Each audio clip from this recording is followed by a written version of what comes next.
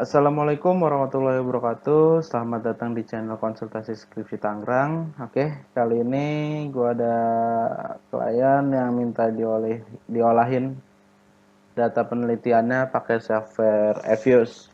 Oke, dia ada variabel moderatingnya juga. Oke, sebelum kita masuk ke Evius-nya, ada beberapa yang harus disiapin. Nah, ini gua dari sebelumnya gua udah pernah pakai nih. Jadi buat buat mempermudah mengerjakan itu harusnya kita susun dulu kayak gini. Jadi udah ada uji-uji apa aja nih. Nah, kalian bisa ikutin ini. Nah, di sini nanti akan ada uji statistik deskriptif paling atas ini, terus ada uji model tuh. Ada uji Chow test, Hausman test, LM test, terus ada uji asumsi klasik, ada uji hipotesis gitu. Oke, kita langsung masuk aja ke SPSS. Ya, di sini juga udah ada data Excel-nya yang siap diolah. Ini sebetulnya ada perhitungan-perhitungannya, cuman nggak usah tunjukin, nih langsung hasil rekapnya. Oke, kita langsung yang pertama kita ke SPSS, buka work file-nya. Oke, di sini kita pilih panel. Nah, di sini kita masukin tahunnya. Di sini tahunnya itu dari 2016 sampai 19, 16 sampai 2019.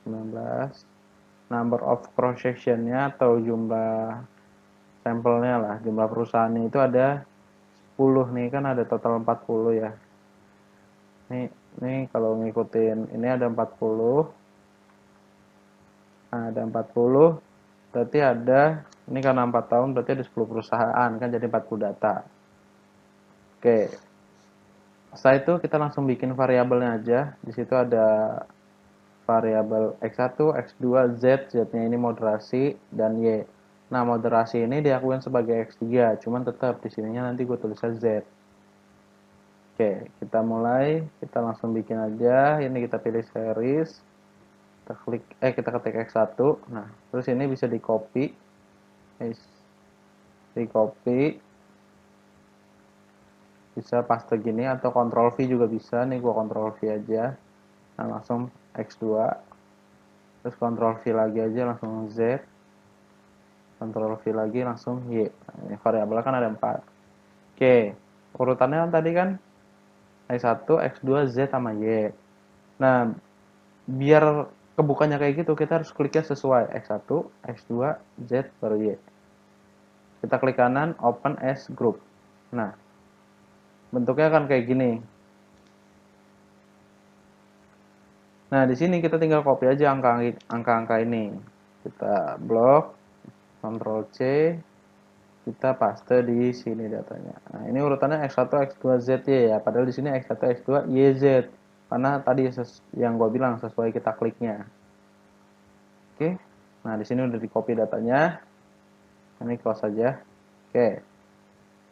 Yang pertama apa yang harus kita uji? Nah, bingung nih kalau kita nggak ada susunan. Tapi kalau udah ada ini gampang. Pertama itu ada deskriptif statistik tuh di sini. Oke, kita uji. Kita klik kanan, open, kita pilih quick, grup statistik, deskriptif statistik, common sample. Nah, ini buat uji statistik deskriptifnya. Klik, nah ini X1, X2, ZY, pokoknya sesuai kliknya. Kalau kliknya kita X1, X2, ZY, ya nanti keluarnya begitu. Kalau kita X1, X2, YZ, keluarnya juga bakal begitu. Pokoknya sesuai kita klik ke FYS begitu. Oke, nah ini hasilnya. Kita langsung freeze saja, kita namain deskriptif.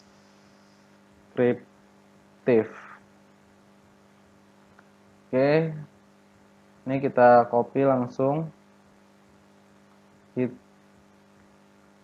Kita copy, nah kita langsung taruh di sini. Jadi sekali ngerjain langsung hasilnya keluar gitu.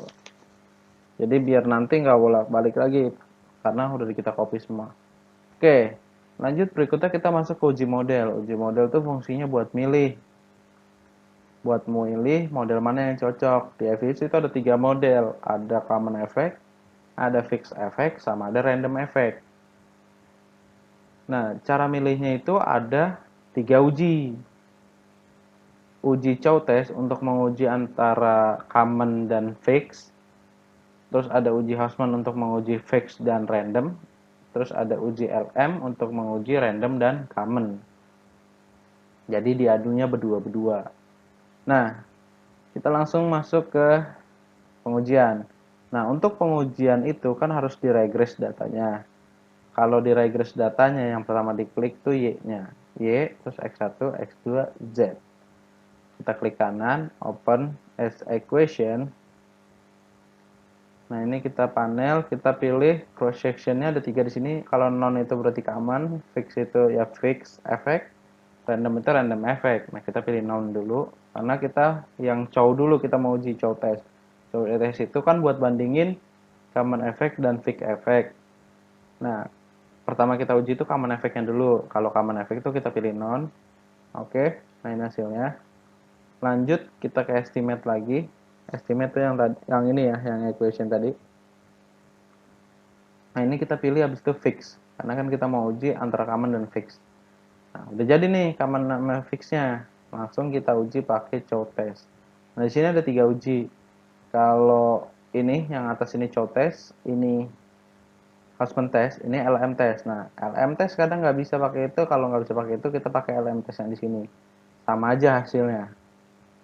Nah, tapi LM test yang di sini itu harus download dulu. Downloadnya di add-in, sekalian pilih BP test namanya. Nah, nanti habis itu baru diinstal ke di patch-nya tuh dimasukin ke FVS. Ikutin aja langkahnya mudah kok. Oke. Sini kita langsung uji chow testnya.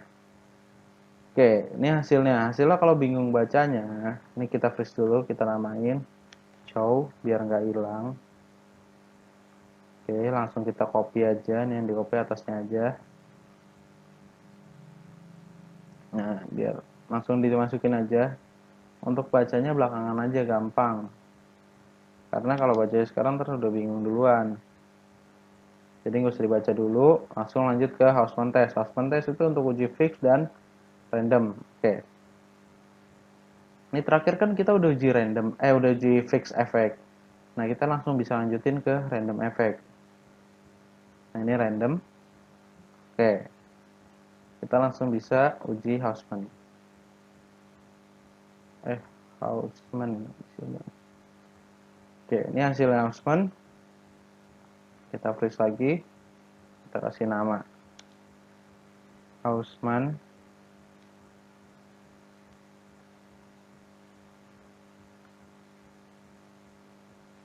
Oke, nah ini biasa di copy lagi yang cross sectionnya.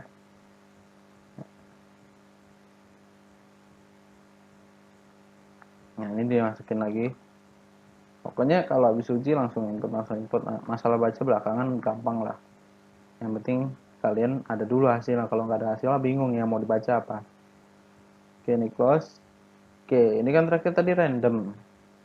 Nah, kita langsung masuk ke panel non. Nah, karena kita mau uji LM. Nah, coba kita pakai ini. Nah, bisa nih di sini. Kita uji LM-nya dari yang add-ins. Jadi kalau nggak bisa pakai add-ins ini berarti pakainya yang di view ini. Kalau nggak bisa pakai yang di view yang di sini, pakainya yang di add-ins ini LM testnya. Nah, ini kita freeze name ini LM. Oke, kita copy lagi, masukin di LM test.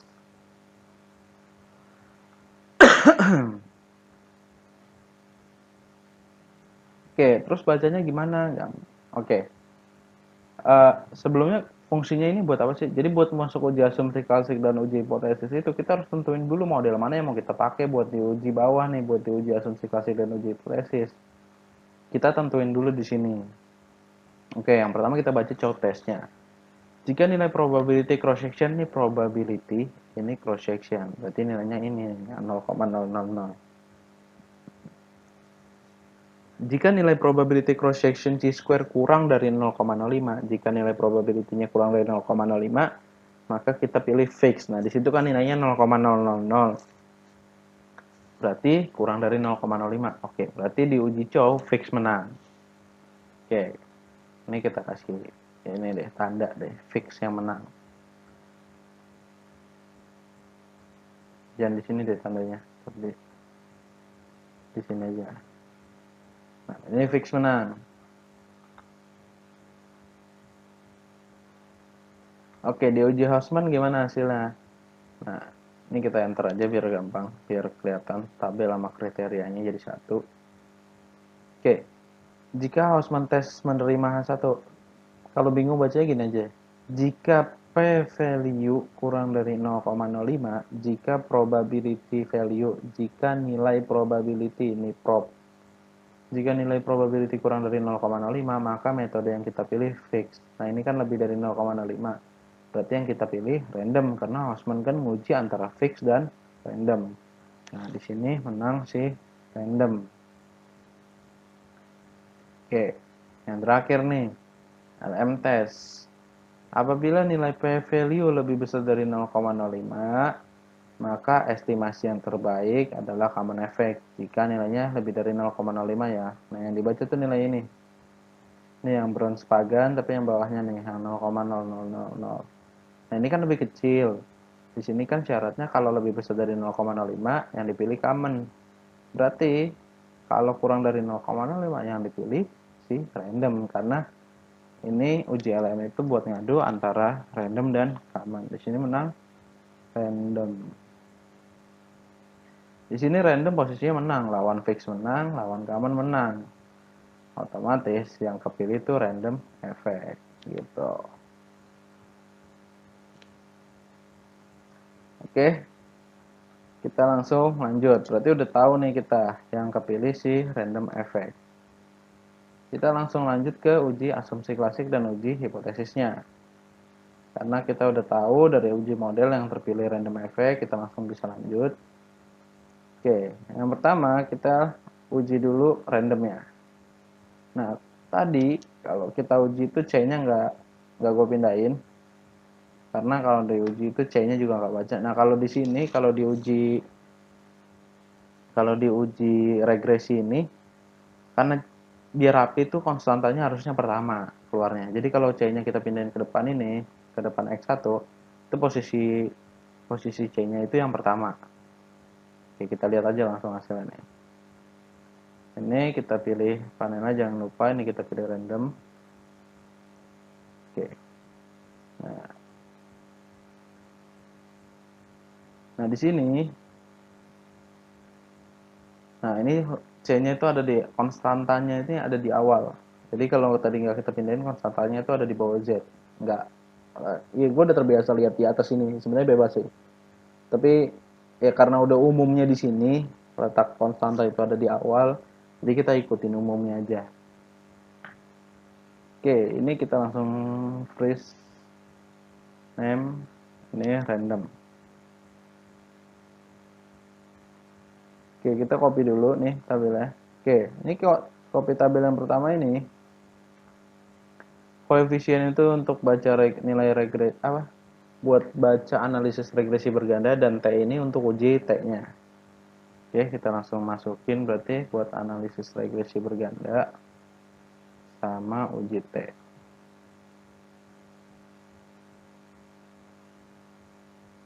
Oke, kita lanjut.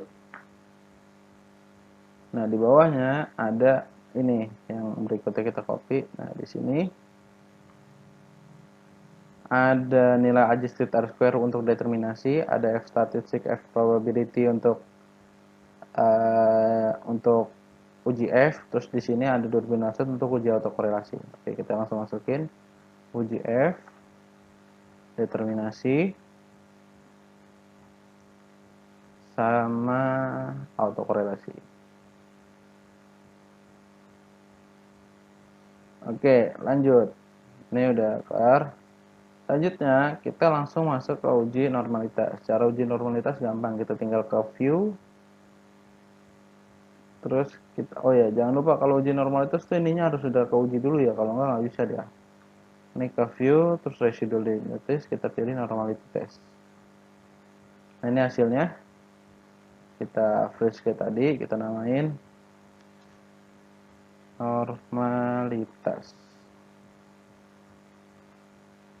Oke, kita copy, kita langsung taruh. Ingat ya, pokoknya kalau habis olah langsung copy, langsung taruh.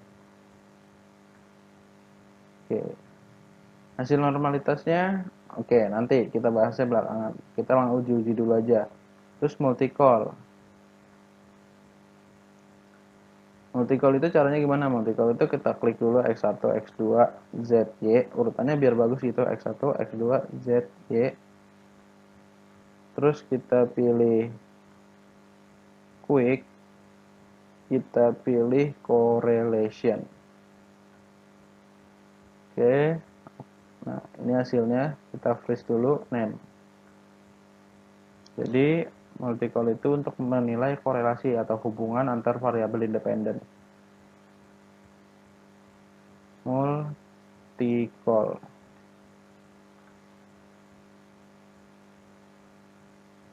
Oke, ini kita copy, kita taruh di sini multicallnya.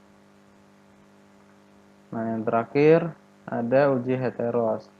Uji heterosnya kita pakai yang paling simple aja ya, kita pakai grafik gitu.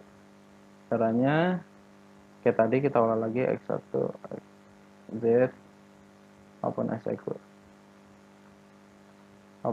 equation, kita pilih random. Oke, terus kita view, kita pilih grafik ini. Oke, kalau grafiknya bentuknya berantakan gini, kita freeze dulu, name biasa, heteros. Nah, kalau grafiknya bentuknya berantakan gini, berarti dia bagus datanya, artinya tidak terjadi gejala heteros. Nah, oke, ini grafiknya udah jadi. Oke, nah di sini udah semua hasilnya. Oke, kita tinggal baca. Normalitas itu syaratnya nilai probability ini harus lebih dari 0,05. Oke, ini nilainya 0,433, artinya dia lebih dari 0,05 kan? Berarti dia normal. Multicall itu yang dilihat ini, yang ini. Oke, gua ini deh. Di sini kita uji multicall lagi deh, biar enak bacanya. Biar lebih paham.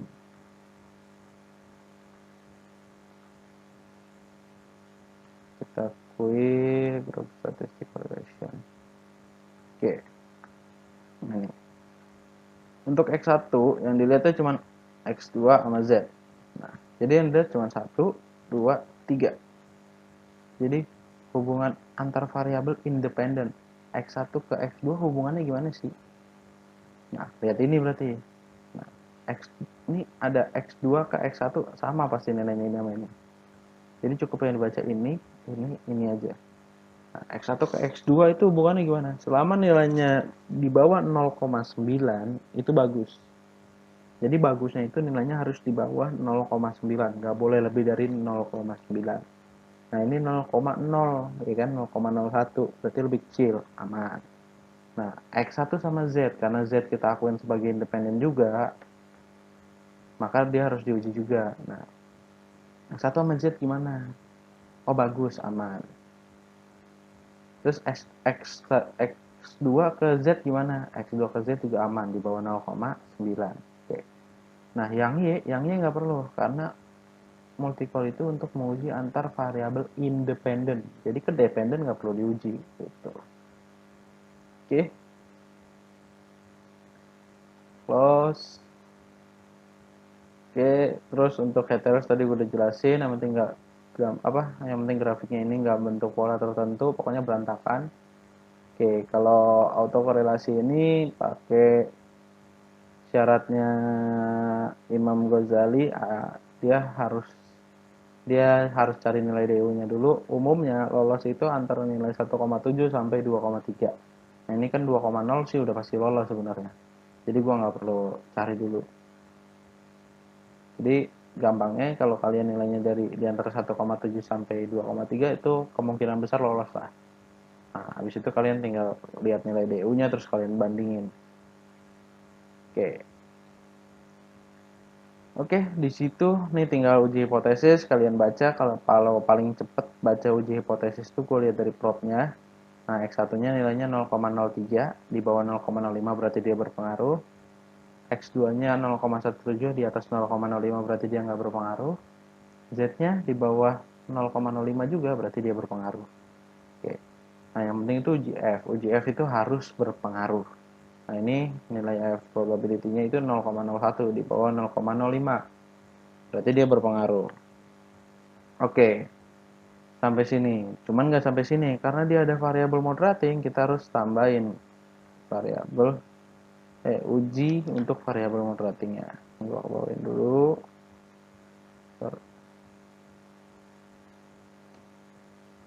Ini gua pindahin dulu ke sini. Oke, kita namain MRA, Moderating Regression Analysis. Oke, gimana cara ngerjain Moderating Regression Analysis?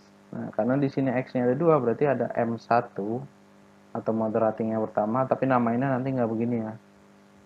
M2, ini biar memperingkas saja. Jadi judulnya biasanya misalnya pengaruh X1 terhadap Y dengan Z sebagai variabel moderasi. Misalnya gitu, kita tulisnya itu begitu. Oke. Nah, untuk dapetin hasilnya gimana caranya? Untuk yang moderasi, cara dapetinnya kita ke genre ini, kita bikin variabel interaksinya dulu namanya. Variabel interaksi itu variabel independen dikali variabel moderasi. Kita ke gen ini, nah di sini kita ketik aja M1 sama dengan X, kita ketik aja X. Nah, ini X1-nya diklik aja biar nggak salah. Terus dikali sama Z. Nah, Z itu variabel moderasinya. Jadi moderasi variabel interaksi yang pertama itu adalah X1 dikali Z. Oke. Terus kita bikin lagi variabel interaksi yang kedua, berarti bikin aja M2 sama dengan X2 kalinya pakai bintang ya, Z. Oke. Nah, terus cara ngolahnya gimana? Nah, sumber ini gue ambil dari bukunya Imam Ghazali Multivariate 23, Multivariate SPSS 23 kalau nggak salah. Jadi gue ngambil bukunya sumbernya dari SPSS. Sebenarnya statistik sama aja, mau bukunya apa, cuman softwarenya doang kadang beda, itu nggak masalah. Oke, cara ngolahnya gimana? Kita pertama yang jadi dependennya Y, ingat ya, diklik dependennya dulu. Ini dependennya. Terus independennya yang pertama X1. Ini moderating yang pertama kita mau olah. Terus habis itu variabel moderasinya, habis itu sama variabel interaksinya. Nah, tabel ini yang bakal dipakai untuk moderasi yang pertama, moderasinya si X1. Nah, ingat C-nya ini dipindahin karena tabelnya dipakai nih, tabel koefisiennya. Oke, di sini kita pilih random sama kayak tadi. Oke. Nah, ini hasilnya. Oke, ini hasilnya. Kita freeze dulu. Name.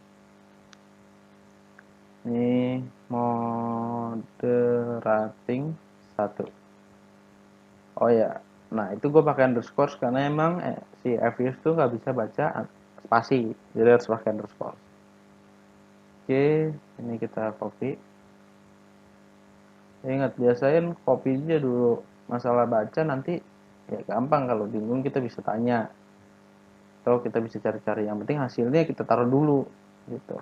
Dan sampai kita bolak-balik lagi ke Fuse. Nah, ini yang M2-nya. M2-nya kita uji.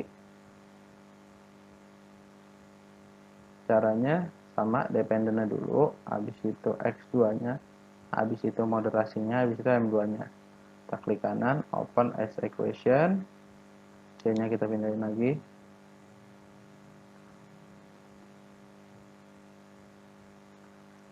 Oke, kita panel, kita pilih random. Oke. Ini hasilnya. kita freeze name, kita namain moderating underscore 2. Oke, kita copy langsung hasilnya.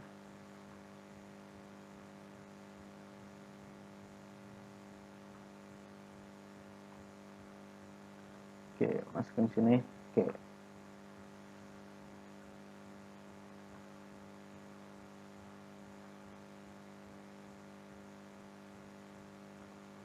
Nah, untuk bacanya gimana? Untuk bacanya gampang.